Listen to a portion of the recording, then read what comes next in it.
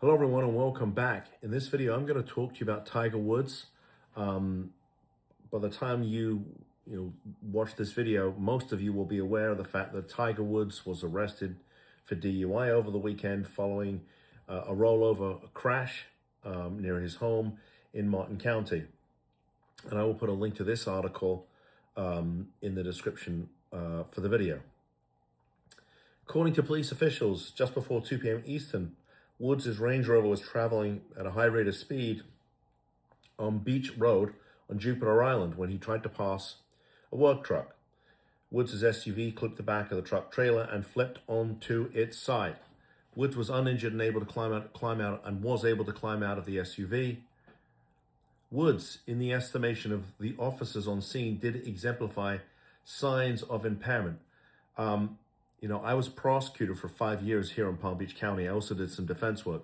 When I was a prosecutor, I was chief of 2 different county court divisions. And as such, I was responsible pretty much once a month. I would be responsible for filing all of the DUI cases, just not necessarily where somebody was seriously injured, maybe a case like this. And what happens is that when the police make an arrest, they put together a filing packet, they submit it to the state attorney's office, and then it's up to somebody to review it and actually file the charges, right? Prosecute the case or begin the prosecution of the case. So I sort of understand what's going on here, but I also did some defense work, which was eye-opening. And I think it's interesting here. It says, Woods, in the estimation of officers on the scene, did exemplify signs of impairment. I wonder what that was. I mean, he'd just been in a rollover crash. So I'm wondering what that actually meant. But okay, maybe we'll find out in all due course. And I don't have access to the police reports to tell you what they meant.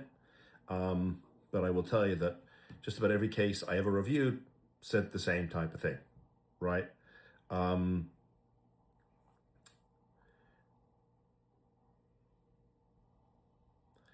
individual driving that Land Rover was able to crawl out the passenger side of the car and was identified as Tiger Woods. Our DUI investigators came to the scene, and Mr. Woods did exemplify signs of impairment. Officers were not suspicious of alcohol, probably because they didn't smell anything on him, but did suspect medications or drugs, and Woods did later take a breathalyzer that returned a 000 reading. And well, if they didn't suspect alcohol, why did they have him take the test? And where did he take it? Side of the road? Okay, that's interesting. Normally those tests are administered at the jail.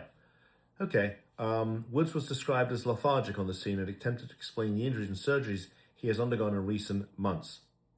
Woods underwent roadside tests and was subsequently arrested and charged with DUI with property damage and refusal to submit it to a lawful test. He was transported to the Martin County Jail. He refused a urinalysis test at the jail. So interesting that, he just had a rollover crash where he crawled out of the car, and they had him do roadside sobriety exercises, which, again, raises some serious concerns. But I guess they determined they had enough, despite the fact that apparently he gave a 000 reading at the side of the road. So obviously they based the arrest on the roadside exercises. And by the way, you have a right to refuse those exercises, or tests as they call them. And I'm wondering if he had done that, would they have arrested him? I suspect they would have done. Normally what happens when somebody refuses the roadsides is that the officer will tell them, if you're going to refuse the roadsides, I'm going to have to base my decision as to whether or not to arrest you based on what I've seen so far. And interestingly enough, had he refused, I think this would have been a really lousy case, because now they have zero evidence, right? 000 breath test, no roadsides, right? And apparently he refused to give a urine sample, which is his right, but he's going to suffer the consequences. I would imagine there'll probably be an administrative suspension from the Florida Department of Highway Safety Motor Vehicles. Along with, it sounds like they're going to prosecute him criminally, I think, and it's been a while since I handled one of these cases, but I'm pretty sure that refusal is a first-degree misdemeanor, so they'll prosecute him for that too. Whether or not this case ultimately gets filed, I don't know. Doesn't sound like they have a whole lot of evidence. And even if it is, do I think he's going to get convicted? Probably not. Sounds like a lousy case for the state, but maybe because he's Tiger Woods, they want to make an example of him. But an interesting case. And it's interesting because I had dinner about a couple months ago with a former colleague of mine. I left the office in '99. He remained there until 2024. And I said to him, we have Uber, we have this first time, DUI program now at the state attorney's office, and we do in many counties, not just Palm Beach.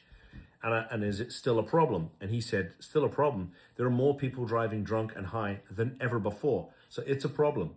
And it's interesting because when I was working on the video for when I was working on this video, I came across another article, and I'll put a link to that article in the description for this video. And it says, can I drive when taking medicinal cannabis? Is it safe? Yeah, can you believe this? People are actually asking this question. Unlike alcohol, THC, and this is a reference to the article, can make people more cautious behind the wheel. So drivers sometimes drive more carefully or leave larger gaps behind the car ahead. So CBD does not impair cognition or driving. No, it's not the CBD, it's the THC, the stuff that makes you high.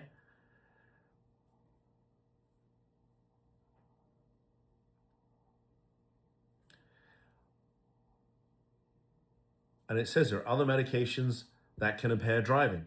Opioids, benzodiazepines, they can make you high too. And I'm going to tell you, if you're under the influence of marijuana or some type of opioid, guess what? You can get arrested for DUI here in Florida. Okay, I think you get the point I'm trying to make here. I don't know what will happen to Tiger's case. It doesn't sound like they have a good case, but the point is,